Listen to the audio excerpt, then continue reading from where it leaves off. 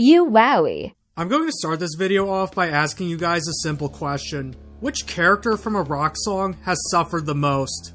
Some of you would say Janie from Janie's Got a Gun, which was a song about a young woman who shot her sexually abusive father. The unnamed Jumper from the Third Eye Blind song, fittingly named Jumper, or any of the kids from POD's Youth of the Nation, especially Johnny. Poor Johnny.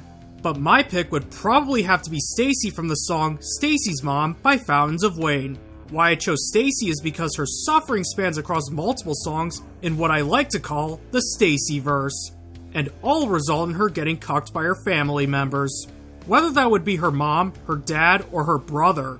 Which is why for this video, I'm going to be analyzing but not actually playing parts of the song because I don't want this video to get copyrighted, because if I did, I wouldn't make any money from it. Which, judging by the view counts of my recent videos, would be mere peanuts. But in this economy, every little bit helps. But going back on topic, I'm going to be analyzing and commentating on the lyrics for Stacy's mom, Stacy's dad, and Stacy's brother. Without further ado, let's start with the very song that created the Stacyverse, Stacy's Mom. The song starts off with the singer asking Stacy if they could hang out at her place after school, preferably by her pool so he could peep at her mom through the window while he's chilling. He then asks Stacy if her mother got back from her business trip. How did she know Stacy's mom was on a business trip? Did Stacy tell him, or was he stalking? I'll let you be the judge of that. We then cut to the chorus where it says that Stacy's mom has got it going on, but doesn't want to elaborate on why he finds Stacy's mom more attractive to her, but bluntly says, "Stacy, can't you see? You're just not the girl for me." At this point, I'm starting to wonder how many times Stacy has gone through this. Was this a first or a continuous gut punch? Kind of like how Charlie Brown tries to kick the football, only to have it be swiped away by Lucy every single time. But instead of Lucy, it's the affection of every guy Stacy was smitten with that ends up getting swiped away by the pure MILF aura of her mother. The person then goes into full flashback mode and says, "Stacy, do you remember when I mowed your lawn?" and specifically mentions that her mom came out with just a towel on.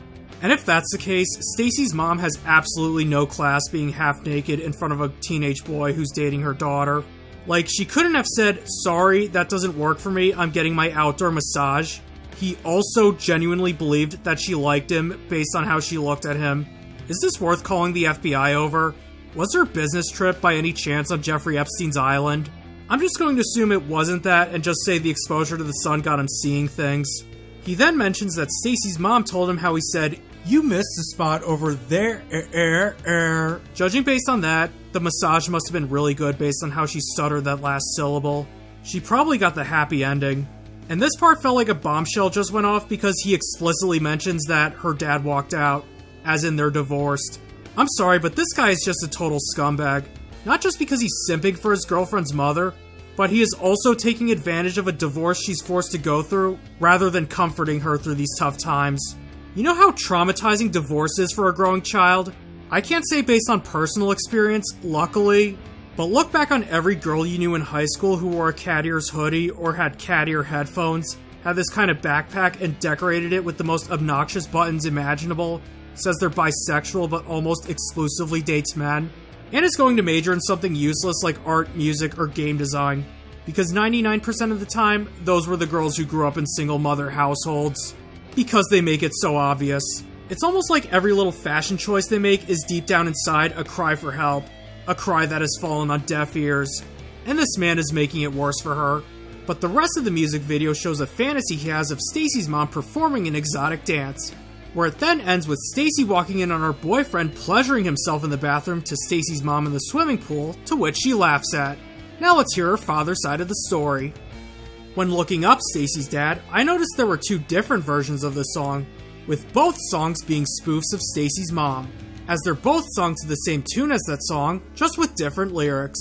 The first one is by Anna Pantsu, and the lyrics are near identical to that of Stacy's mom, except the second verse is completely different, where instead of it being about a flashback to mowing the lawn, it's a flashback to school prom where Stacy's dad picked them up in casual clothing, like socks and sandals casual, and suggests that Stacy's friend stays over the weekend, and says it very suspiciously. I'm sorry, do both of Stacy's parents need to get their hard drives checked?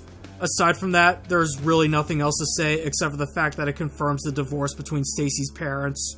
And if that's the case, then Stacy really needs to get new friends if they're all lusting after her dad rather than supporting her through her family issues. The second one is by indie pop band Sub Radio, and it features more unique lyrics. Also worth mentioning that the spoof song is their most watched video on YouTube. The song starts with the male narrator asking Stacy if he drive over to her place and says they can hang out by changing the oil on his car.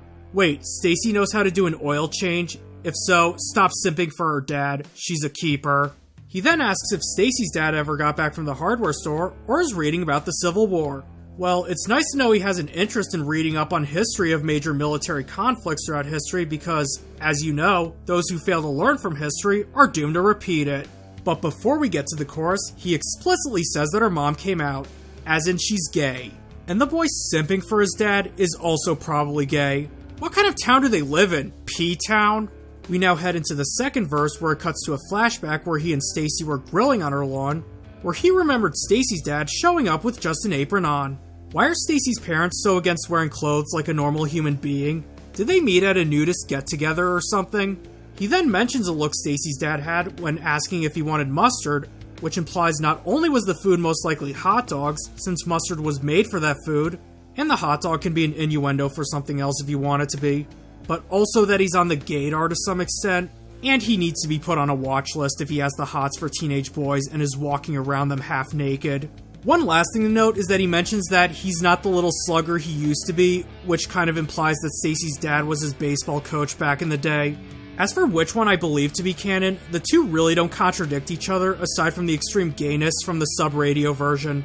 So I'm going to go out on a limb and say they're both canon, with the gayness from the Sub Radio version being a bisexuality phase they're going through. That's my headcanon for the Stacyverse. Now on to her brother. Unlike the two versions of Stacy's dad, Stacy's brother is sung to an entirely new tune, rather than just having the same tune as Stacy's mom, just with altered lyrics. This song was created by musician Mad Psy, and much like Sub Radio's song, this one is also the most watched video on his YouTube channel. Because the song is sung to a different tune, people are probably going to say that this song shouldn't be a part of the Stacyverse, but the fact that he chose Stacy of all names give me an impression that this was kind of a nod to the Fountains of Wayne song, which is why I'm going to be including it in the Stacyverse. The song starts with the male narrator addressing a rumor going around at his school that he and Stacy are dating because they spend the weekends at her house. He also mentions that Stacy is the overachiever at her school since she's part of the cheer team, top of her class, and she's prom queen. He even goes as far to say that she undresses herself while they're studying chemistry together, which implies that Stacy is really in love with this guy. Even though he doesn't mention Stacy's brother at this point, he does say, "I lose my cool when he's around," but doesn't know how to tell Stacy that he's in love with her brother. He later goes on to say that he's going to spend the night at Stacy's house to study biology, and everyone in the school thinks they're going to get it on. Fast forward a bit, and he mentions that he's been sneaking out of the window of her house every weekend, with the reason being that he actually hooked up with Stacy's brother. Something that the narrators from Stacy's mom and both versions of Stacy's dad failed to do. So props to him for achieving his goals for this song. For the final verse, he finally confesses to Stacy that he's in love with her big brother, but still hopes the two would stay friends. Man, that's 3 men she has lost so far to her family members. One to her mother, one to her father, and another to her brother.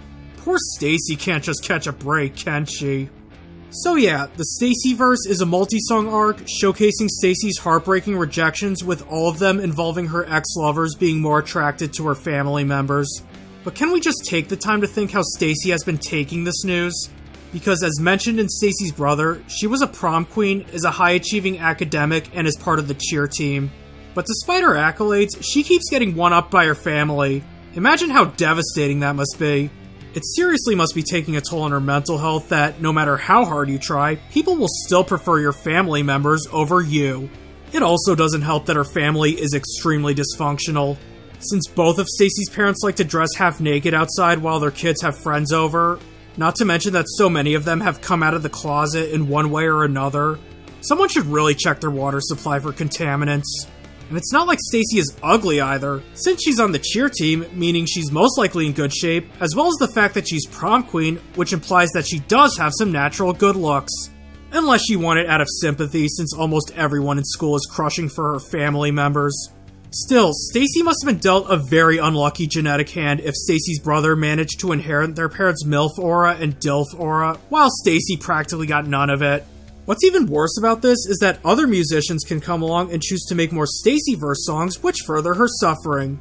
In fact, I came across a spoof song called Stacy's Aunt, meaning the door is wide open for more songs.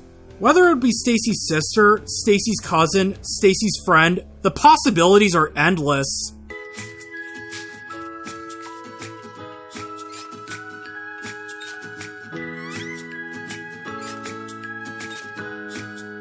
Anyways, that's all I have for today, and I will see you next time.